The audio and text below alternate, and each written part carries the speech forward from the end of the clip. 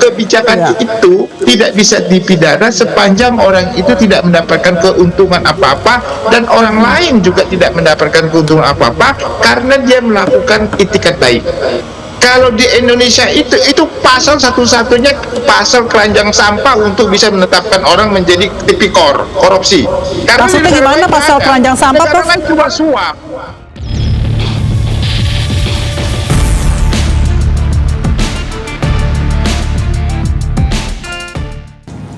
Bahwa kerugian negara akibat perbuatan importasi gula yang tidak sesuai dengan ketentuan perundang-undangan yang berlaku, negara dirugikan sebesar kurang lebih 400 miliar rupiah. Selasa 29 Oktober 2024, penyidik pada Jaksa Agung Muda Tindak Pidana Khusus Kejaksaan Agung Republik Indonesia menetapkan status saksi terhadap 2 orang menjadi tersangka. Banyak pertanyaan dari publik, berapa sebetulnya fee yang diterima Tom Lembong sehingga negara disebut rugi hingga 400 miliar rupiah. Dan sudah bersama kami di sini pakar hukum pidana Profesor Dr. Jamin Ginting. Selamat sore, Prof. Selamat sore Mbak Vici.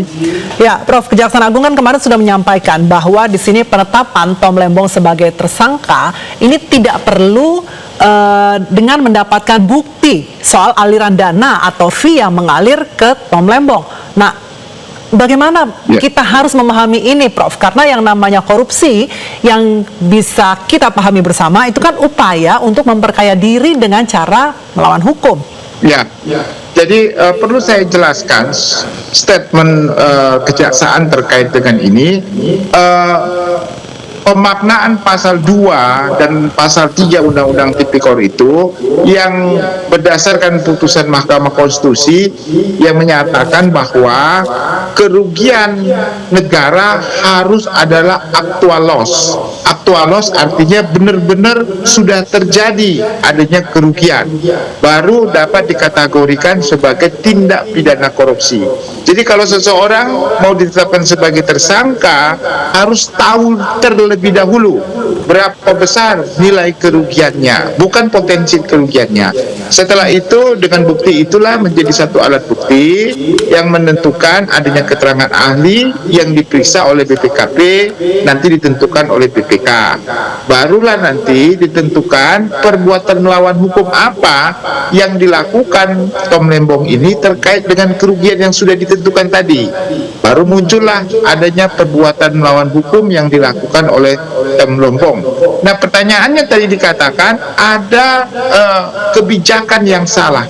Kebijakan itu tidak bisa dipidana sepanjang orang itu tidak mendapatkan keuntungan apa-apa. Saya ulang ya, kebijakan itu tidak bisa dipidana sepanjang orang itu tidak mendapatkan keuntungan apa-apa dan orang lain juga tidak mendapatkan keuntungan apa-apa karena dia melakukan itikat baik.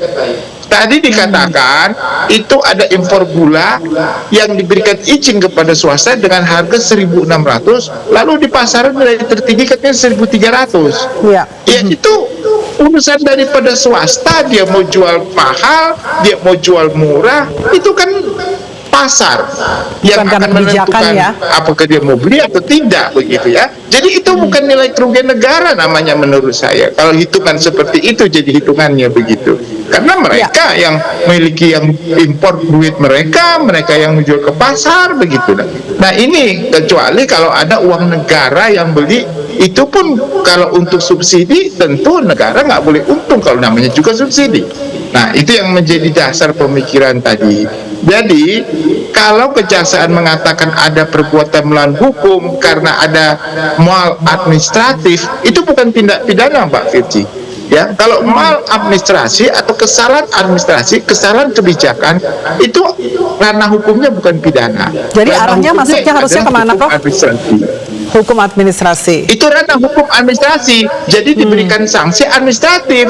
karena dia sudah tidak menjabat lagi, maka itu tidak bisa lagi dimintakan pertanggungjawaban administratif kepada orang yang tidak menjabat. Hanya orang yang menjabat saja yang bisa dimintakan administratif. Makanya setiap tahun itu ada evaluasi, ada BPK yang memeriksa. Nah sekarang kan pasti ada, apakah waktu diperiksa dia bagaimana pada saat itu? Kan tidak ada hal-hal yang menyatakan 2 tahun atau 3 tahun dinyatakan dia ada kekeliruan dalam mengambil kebijakan.